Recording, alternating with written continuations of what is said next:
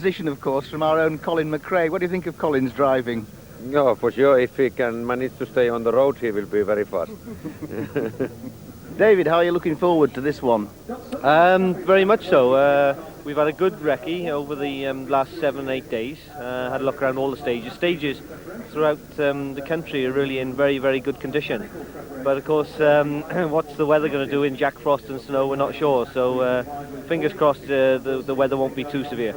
There's a new and controversial development to this year's rally. For the first time, there's a Formula 2 category for front-wheel drive vehicles. It's very much a testing ground for the big manufacturers who don't get much of a look in a sport dominated by four-wheel drive supercars. However, one manufacturer that's invested in Formula 2 has got off to a head start. It's a year since Vauxhall unveiled their new Astra to the rallying world. The British Championship this year, in the hands of the experienced David Llewellyn, the car has proved highly competitive. What's more, it's shown its reliability too, failing to finish in only one of the 5 rounds. Vauxhall obviously have high hopes for its new rallying baby in what is the up-and-coming rallying category.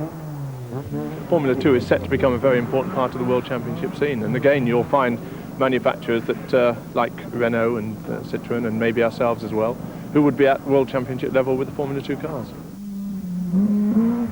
Other manufacturers are also showing their hand. Nissan recently tested its new Sunny and will be competing in this category for the first time.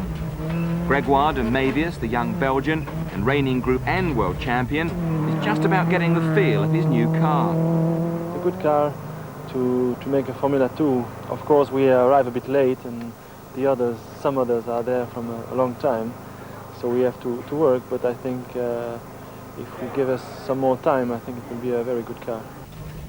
For the driver, it's a whole new ball game. The technique is quite different because sometimes with the two-wheel drive, I continue to push on the left foot even when the corner is finished, just to avoid the wheel spinning and to find the grip. So that's something you never do with a four-wheel drive, because you just go full throttle, and because you have four-wheel drive you just go.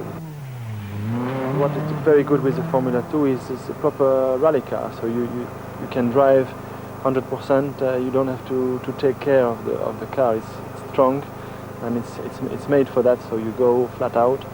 And when I was doing Group N World Championship, you always have to think, oh, maybe it's something gonna broke. So this is much different for us. An unexpected convert to the new two-wheel drive club is the veteran and 5 times British champion Jimmy McRae in the new Volkswagen Golf GTI. He's found it much to his liking. I was actually pleasantly surprised with the Volkswagen. I had a bit misgivings about it because it's years and years since I've driven front-wheel drive, and having sat beside my 2 sons in a Nova in test sessions, I wondered if I was up to it, but the car's going very well, and I was quite pleased with the performance and the way the car's working. I think it's much easier coming from four-wheel drive to front-wheel drive. I think it would have been very difficult in the days when I drove rear-wheel drive only to come front-wheel drive. But once you've driven the four-wheel drive and get left-foot technique, it didn't feel so bad there. Family rivalry then for father Jimmy and sons Colin and Alistair in the Subarus. So can Dad catch them? Well, if I had been driving the same cars that they're driving, then I think they would really be worried. But seeing as I'm in a 2-litre two-wheel drive car, they're not worrying so much about me. A new category in this year's rally, and if you'd like to win a road-going version of one of those cars, we have our usual competition for you. The car at stake is a showroom version of David Llewellyn's car, and all you have to do is answer a simple question.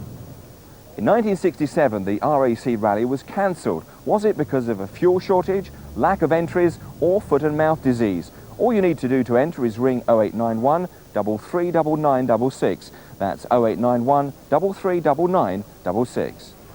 And if you're not lucky enough to win the car, there are 10 copies of this Rally, the video game of the NetworkQ RAC Rally, for the runners-up. And one man who won't be able to play with his computer over the next 4 days is Richard Burns, the current British champion, and he's one of a group of Britons in this event. The last time we saw Richard Burns, he was celebrating his British Championship triumph after winning in the Isle of Man. Still only 22, this very pleasant young man from Reading has won 4 different championships in just 4 seasons. After 4 home victories this year, he's looking forward to shining on the world stage in his work's Subaru legacy. It's a very good opportunity for me to be seen by the world arena, because it is Britain's round of the World Championship. All the top drivers, top teams will be coming here.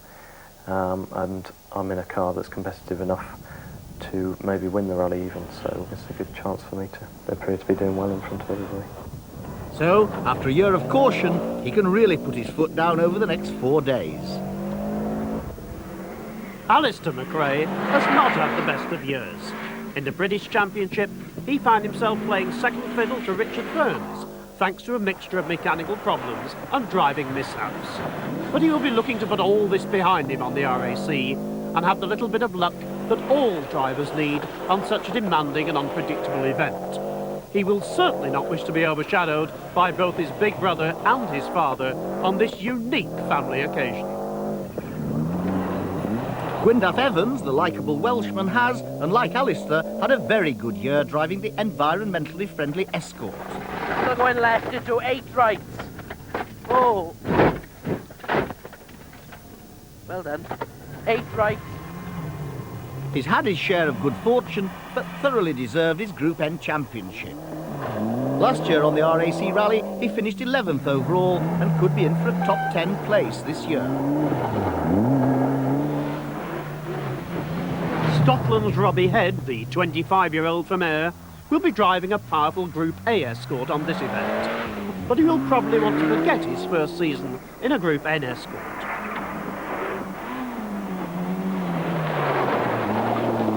After mechanical problems in Wales and Cumbria, he was very lucky to emerge unscathed from this high-speed off in Ulster.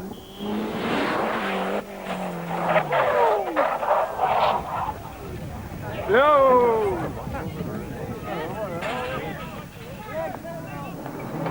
Thankfully, he is nothing if not resilient, and finished a fine 3rd in the Isle of Man.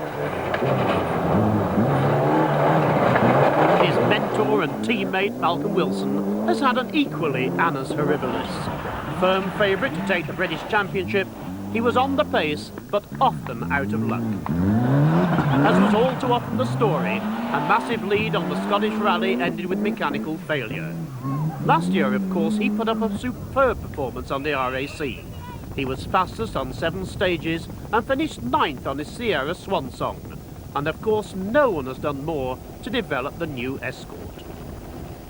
While Malcolm Wilson and the other rally drivers are hurtling round the course, there's a massive backup unit behind many of them, trying to keep in front of the leaders and only appearing when something goes wrong. Fords for the British round of the World Rally Championship have only entered 1 car, but there's a massive army of other vehicles right behind them.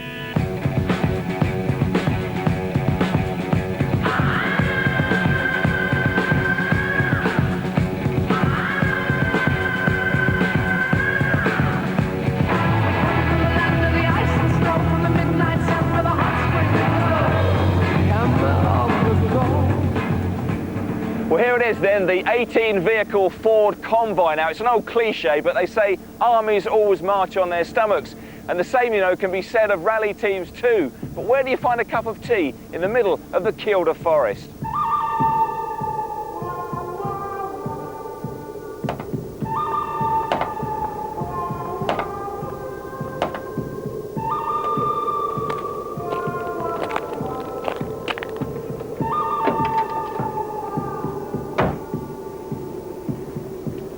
Well, Pamela, you have the job of looking after the stomachs of the rally team. You must find yourself in some fairly sort of isolated spots, I guess.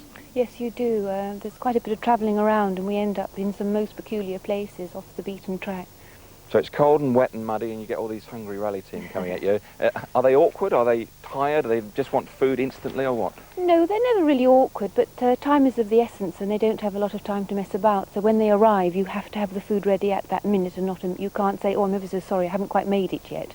No, everything has to be done exactly to a schedule. So the variety of food you do must be immense, and you cook it all in this little unit Yes, I do. It's really quite small. Come and have a look. I will. Well, here we are, very cosy. Certainly is. I'm amazed that you can cook so many meals on such a small stove as this. Yes, it's actually quite difficult at times to cook so much food on only 2 gas rings. I do have a small microwave, but because it's very small, you can't really get very